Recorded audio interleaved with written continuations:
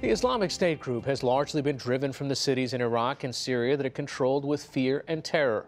A U.S. bombing campaign played a major role in the fight, but according to a report in the New York Times, thousands more civilians were killed in those bombing runs than the Pentagon initially admitted.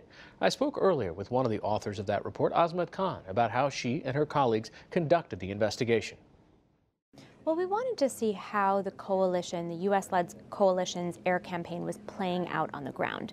And so we did a systematic sample in 3 different traditionally ISIS-held areas near Mosul, and we looked at every single airstrike in each of these areas. They were downtown Qayara, downtown Shora, and the Aden district of East Mosul. And what we found, or what we were trying to figure out, was which number of airstrikes, of the total number of airstrikes in those areas, had resulted in civilian deaths or casualties. And then from that to determine which ones of those were coalition airstrikes so that we could get a reliable sense of how effectively this campaign was going, because when you look at the coalition's own statements about this, they boast that this is the most precise air campaign in the history of warfare, and I really wanted to know if that was the case. And what did you find? We found that precision might not matter if the intelligence is wrong.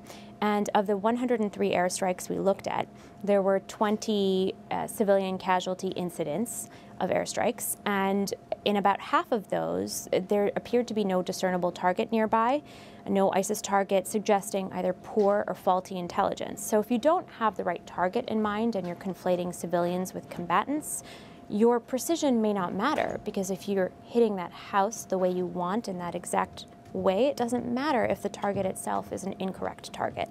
Now, you went back to Central Command with your findings, showed them the kind of reporting that you had done, and compared them to what, their own YouTube videos? Yes, their own YouTube videos, their own previous statements, their own public admissions, or what they've acknowledged as civilian casualty incidents. So I went to the Combined Air Operations Center in Udeid, which is where all of these aircrafts, where U.S. Central Command is for the region, and where these aircrafts take off to bomb in Iraq and Syria.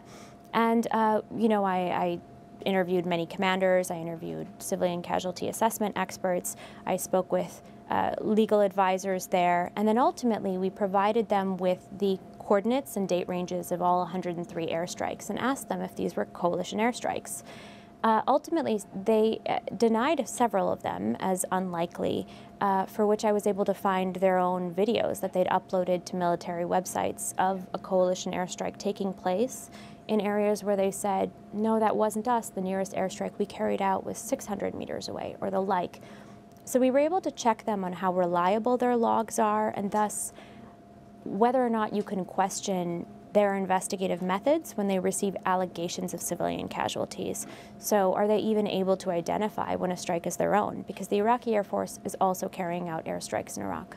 Okay, speaking of allegations, you actually humanized the whole story by following one individual who lost 4 members of his family to an airstrike, a civilian, and he attempts to clear his name and possibly get reparations. How is that process? So Bassem Razo is a unique situation. He's a unique man. He lived in the United States for several years in the 80s. He went to Western Michigan University. He's fluent in English, and he's somebody who was also, you know, more well off than many of the civilian survivors that I've met. So this is a man who was able to meticulously document what happened to him, who was able to prepare a report, who had relatives, including a professor at Yale who was advocating on his behalf, who was able to arrange a meeting at the U.S. Embassy in Baghdad to report his case and bring a document file with him. And even with all of those reporting mechanisms, it did not result in his family and those 4 civilian deaths being acknowledged by the coalition. In fact, it took a follow-up from us in November of last year that prompted a process to realize that they had misplaced any original allegation that the coalition may have been looking at.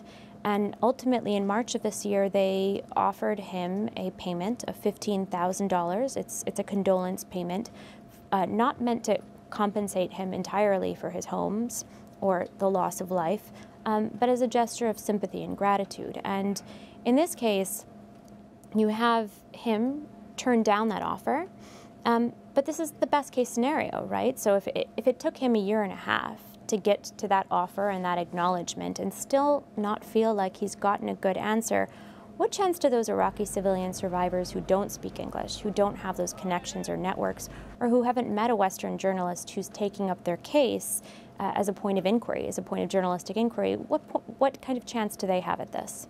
All right, the report is ccalled The Uncounted at the New York Times. Azmat Khan, thanks so much for joining us. Thank you for having me.